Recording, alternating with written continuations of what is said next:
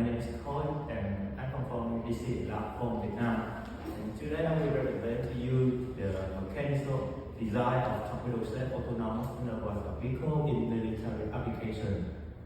So, first of all, what is the autonomous underwater vehicles or AUVs? You can imagine that the AUVs is like a robot with the mind that all can control underwater under the water without the human guidance, and it can be used in the various industries such as the exploration, the research, and maybe in the torpedo simulation. And the AUV is the robot that integrates the device that have the integrated from the mechanical, electrical, and software subsystem to create a one-of-a-kind robot under the water. So why we have to use the AUV? So there are a lot of problems in the sea, the terror and the maritime challenge in the sea. So there are solutions for it. We integrating the AUVs into the Navy training program to make a safer and more control training and a combine of the technological innovation and practical application. Because if we want to, the Navy want to use some warhead, some torpedo, they can cause dangerous to another people and can cause to the damage to the country. So we have proposed a solution for it, like we have to use a model of the torpedo, use the AUV to simulating the torpedo. So the torpedo we use here is set for EU torpedo is a Russian. It's developed by the Russian Army and used in the Vietnam Army. So the design here we use is to attaining a velocity of 29 knots or 14.92 meters per second and operating at a depth under the depth about 100 meters. So the focus on the hydrodynamic performance is a thrust-drag ratio U, and I will talk about in the chapter 2. This is on hydrodynamic performance. So when you operating your device under the water, there are two main elements that affect to how it works. The first one is the thrust. It given by the rotation of the mechanism, and the second one is the drag. So it's affected by the whole geometry. So the ratio between them is the U. So we have to set the U to higher or equal 1 to make the AUV to operate. Now we go on the first element, whole geometry. So the design of the AUV is like, you can know that it can have a significant length to diameter ratio. It's like a normal torpedo with 4 sections. The first one at the beginning is the bow, and at the sensor body it will conclude the sensors and the battery pack, and at the stern it will conclude the propulsion system and the control surface. And you can say that at the bow and the stern it will curve based on the Manning equation. So this is my equation for my AUV. The R1 is determined for the bow and R2 is for the stern.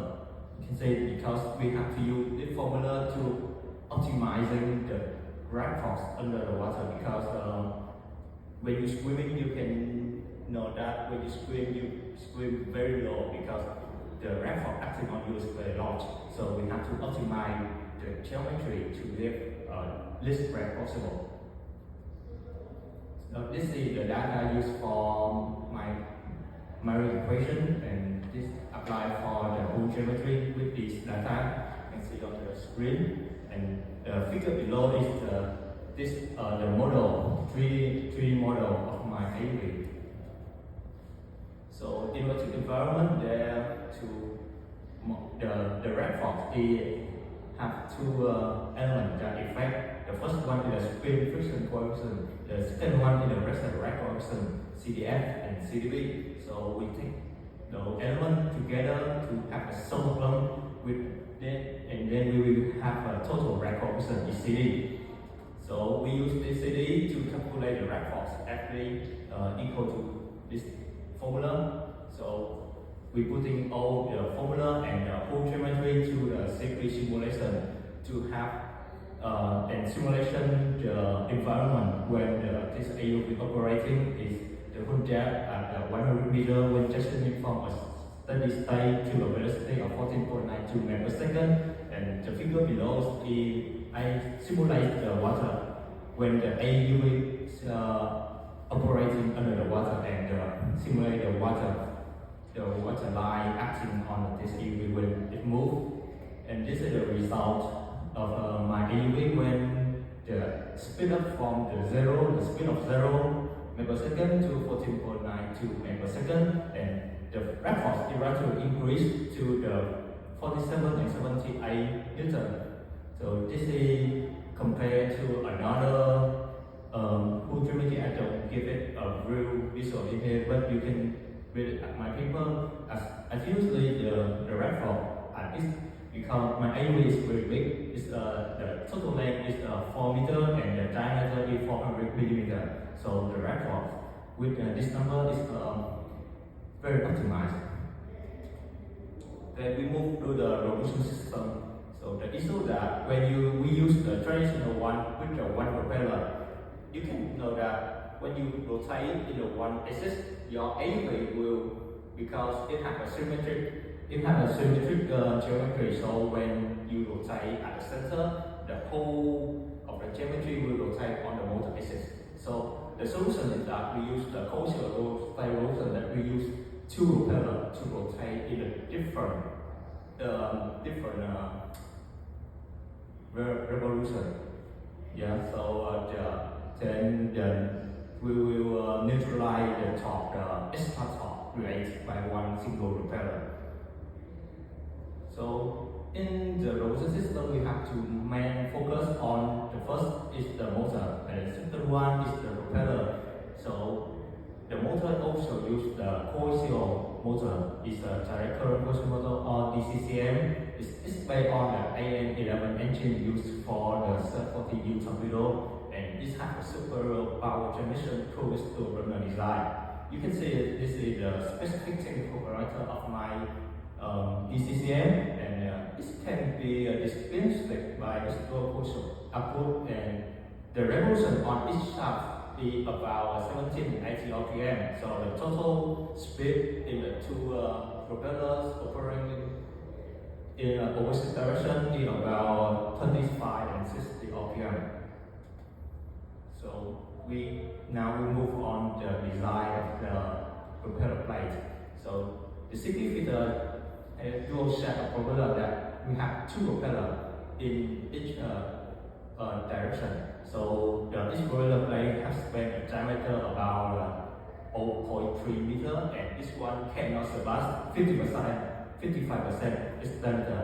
This 50% that we have take a lot of model and we simulation. Then we have the best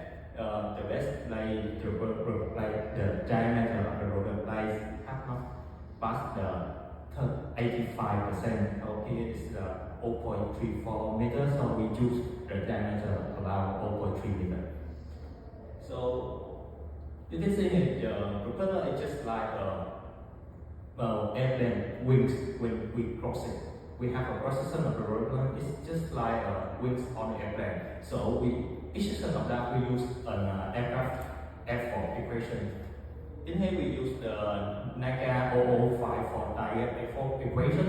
This is my equation to curve, and the figure below is the geometry of the propeller plate section. When you can imagine that the propeller plate, when you take it out and then you cut it, it will have a geometry like this, and all the propeller plate is just like this. In my AUV, I will use this formula to generate geometry, and then we using it by the momentum theory. This is the momentum theory to calculate the thrust force based on the velocity go inside the rotor and the velocity go outside the rotor. We put it on the safety simulation to have a result here. This is my result. You can see at the back, the velocity of the propeller is equal to VE, and at the begin is the VR. that he will represent the velocity into the propeller. So we will have a table here. You can see this is the average fluid velocity through the CV, and S1 is the position along the AUV. S1, my AUV have a length about 4 meters, and the begin of the propeller is about 3.8. This one is 3.8, and this one is 4. And about this one is 3.7. So we have data here. So at this time we have no velocity because it cannot affect when you go more to move to here. The velocity of the fluid will increase until here. You can see that all the velocity flow will be tapped. No extra flow, right?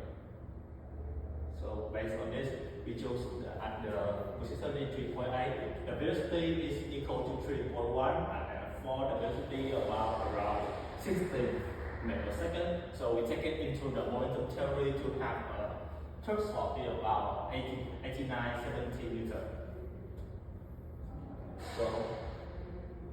So at my articles, I only focus on the geometry and the rotation system, but another side we will have the battery pack and the control surface system.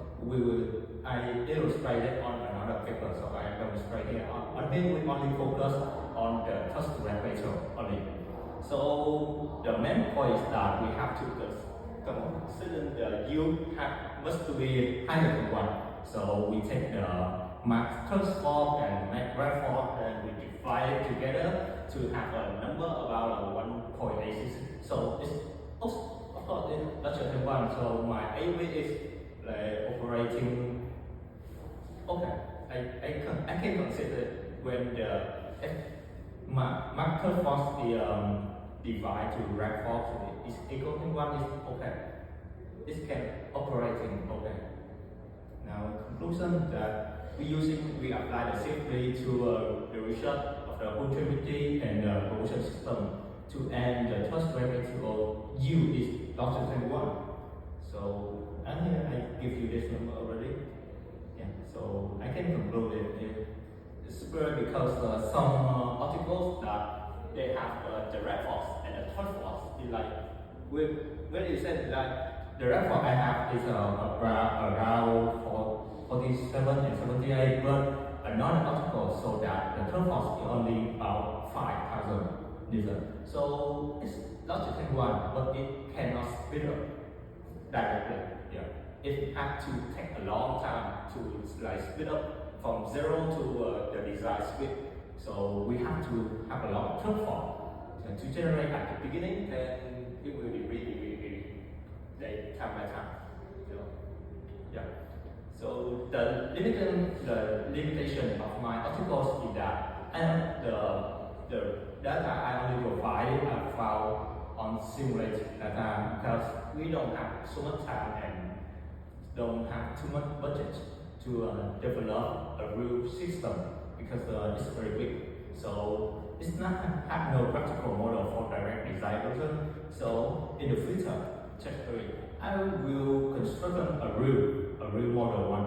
Like I can scale it to like a number like 1 to 2 or 1 to 5. I don't know, but I will design in the future to have like a real system to analyze all the data I found above. Yeah, and the photon state I will control design a controller for my AUV to have a big speed attainment within the redefined time constant because if I have a lot of thrust and another drag force, I cannot I want my AUV speed up from 0 to desired speed around 6 seconds. Yeah. So I have my data I cannot conclude.